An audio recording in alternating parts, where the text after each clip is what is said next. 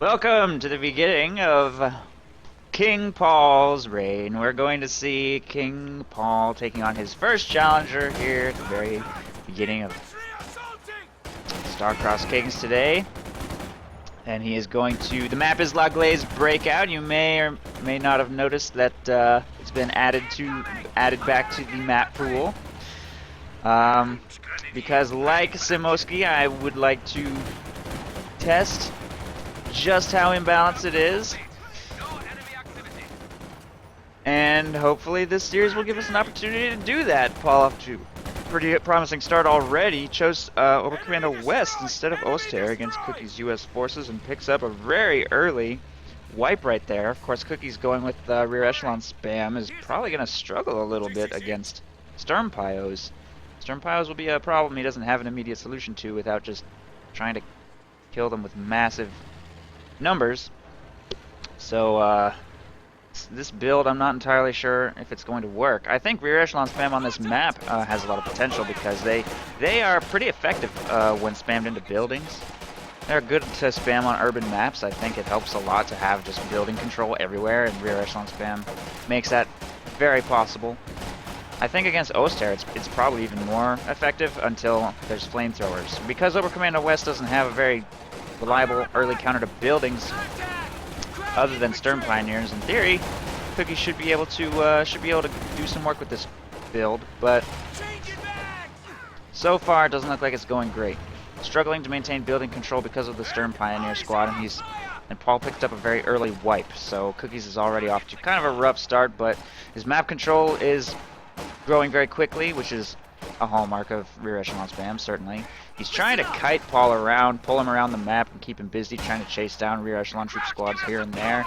This squad is falling dangerously low. This one also falling a little bit low from Stern Pioneer fire, so probably going to be forced to retreat in at least a couple locations. There's full retreat from this area. In fact, on the Stern Pioneers, wipe another squad.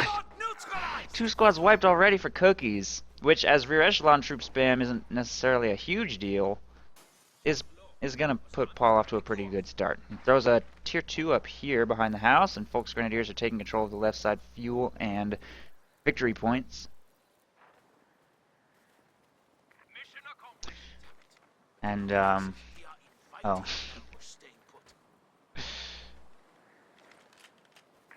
captured. No enemy contact. Whoops. Mobile command has been set. The static post is now in operation. Area secure. Paul is apparently comfortable enough with his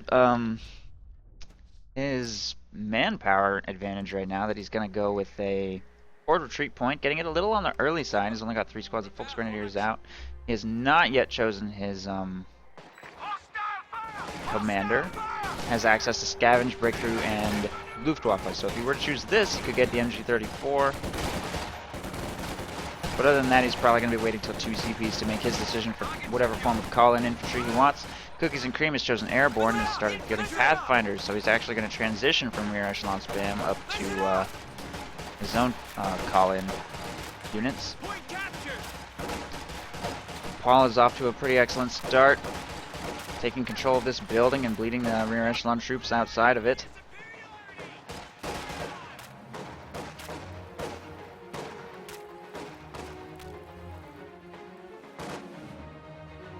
And rear echelon troops are taking control of the point over here on the right.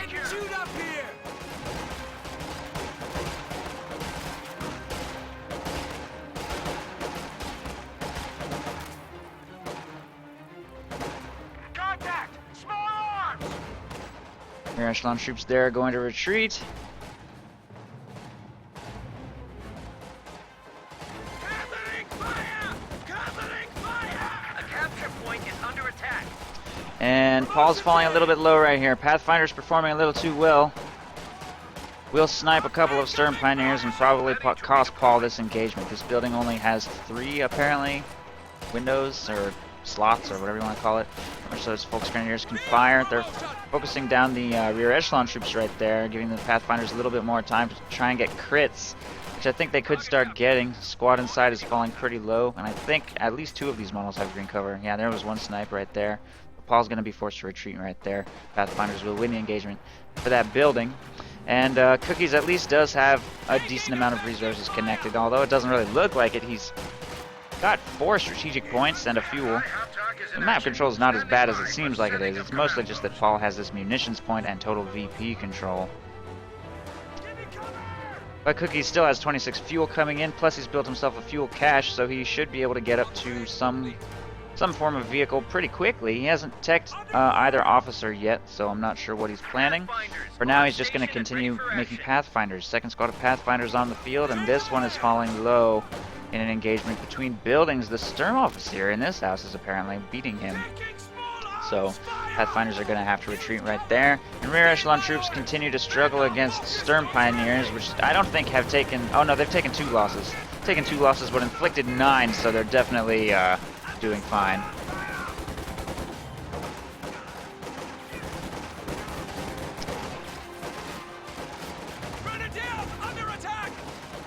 And actually, it looks like Cookiez and Cream fielded full paratrooper and Pathfinder bulletins, so he kind of telegraphed his strategy a little bit too. Pathfinders are bleeding quite a lot of manpower. This fresh squad was also forced to retreat a little on the early side. An engagement over here against these Sturm Pios, and now Paul is fielding Fusiliers to give himself more anti-infantry firepower, and it looks like Cookie's strategy this game is getting shut down hard. He has the munitions for 1 set of Thompsons.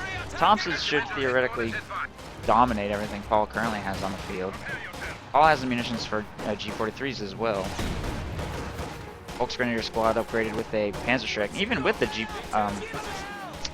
munitions to spare for the G43 upgrade, which he is buying. He is still able to get a Panzerschreck on the field, and that's mostly because Paul held both munitions points for the entire game so far. It's giving him a lot of resources for upgrades. Fortunately, Cookiez manages to force that squad away and protect his fuel cache right there.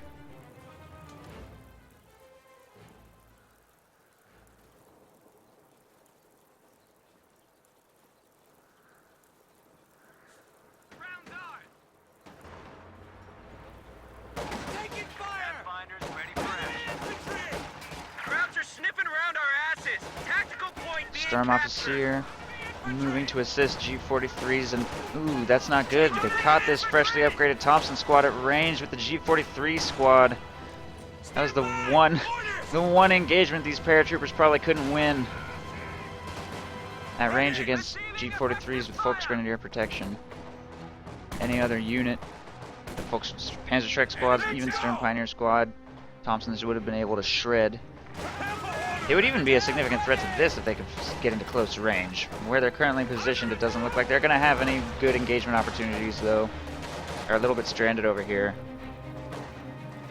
A lot of territory falling into Cookie's hands, though. He's spreading himself out with his rear echelon troop squads and looking for opportunities. Nice reaction right there. Those Sturm Pioneers probably only needed 1 good burst to wipe that squad. Gets them out of there just in time.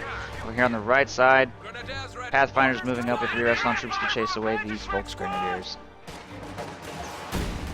And these Pathfinders look like they're probably going to lose this engagement unless they get some really lucky snipes, which doesn't look like they're getting. And there go the Thompson paratroopers. Fortunately, they don't take too much bleed right there. But Cookiez is probably going to want to get an ambulance out at some point. Going very hard into infantry at this point. 6 rear echelons, 2 Pathfinders, 2 paratroopers. The squad will get wiped if he doesn't retreat. There it is. Infantry! Suppressive fire! Contact! Crowd infantry! Everyone here? So far, doing pretty terribly. Hasn't done a very good job of engaging from inside of buildings, is I think what it really comes down to. The only way that this build makes any sense on this map is if you can maintain building control and try and get your opponent to engage against you from inside of a house. But Paul has actually had better building control this game than Cookiez has, despite this build. Enemy infantry! We lost an infantry unit. Another squad of rear echelon troops wiped somewhere. G43 is trying to get out of range of these Thompsons. This squad is already wounded, but it's doing heavy damage. Just activated tactical assault, which is causing them to go down very fast in return, but he does force a retreat from those G43s right there. Beacon going up here, although it's too late to reinforce those Thompsons in the field. It might be able to help these paratroopers out a little bit. Meanwhile, rear echelon troops take control of everything over here on the right side, try and get that captured. Demo charge on the building will deny it to Paul's Sturmoffizier. There it goes. Down to 300.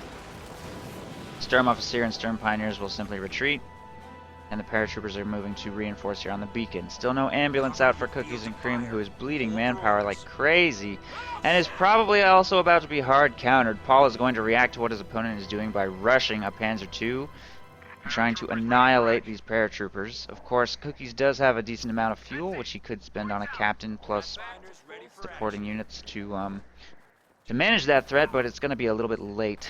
Panzer II is already on the field. Cookies and Cream's manpower is very low right now. He doesn't have a whole lot to spare on extra AT guns. Oh, or he could just paradrop an AT gun, though. So that's probably what he's going to do. But he's in a lot of danger. Four of his six rear echelon troop squads have been wiped. And Panzer II looks like it's on its way to start rounding squads up, forcing them into the base and giving Paul cutoff opportunities. These two squads making their way towards the right side cutoff, while Sturm Pios do some backtapping. They have a minesweeper, but they don't really need it. I don't think that Cookies has any access to mines at all.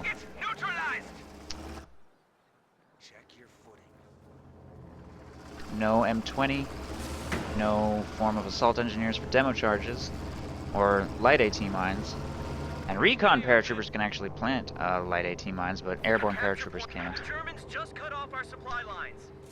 But there's certainly nothing wrong with the repair speed bonus, so no reason not to get that, especially when he has massive munitions control. So far as cutoff will hold, G43 is protecting, Panzer II in range to support if necessary. There's the AT gun paradropped, which Paul will spot. So careful in this area. Paratroopers camouflaged over here on the left side. When unspotted by that Panzer II, may have some harassment opportunities over there if it looks stays on the right side for engagements. Paratroopers right there, going down quick to G43s. Throw a frag. Paul will dodge. Doesn't take very much damage. Thompson's also moving up to try and work on the Volksgrenadier squad right there. AT gun not very in range here. Looks would have to overextend itself. That AT gun to get shots off. It's moving up into the road a little bit. I think these Thompsons might be trying to bait the Panzer II into overly aggressive chase maneuver on trying to wipe them. And there is a beacon over here, and apparently this squad is in reinforcement range with that beacon, so getting them reinforced. Working on the Volksgrenadiers in this building, but taking a lot of bleed. There's a lot of dead paratroopers over here. It seems like as fast as they drop, they die. I think these Volksgrenadiers are in fact even sniping them out of the air. Rear echelon troops and Pathfinders continue harassment of the left, but their harassment will get shut down by the Panzer II, which is uncountered by either of these squads.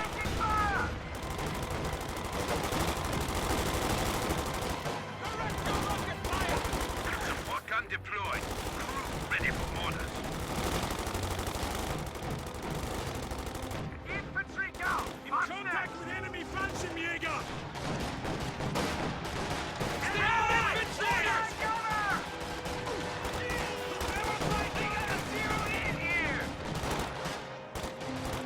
Paratroopers getting chewed up over here on the right side. It looks like Paul has pretty much complete and absolute control of this game. Cookies and Cream trying for a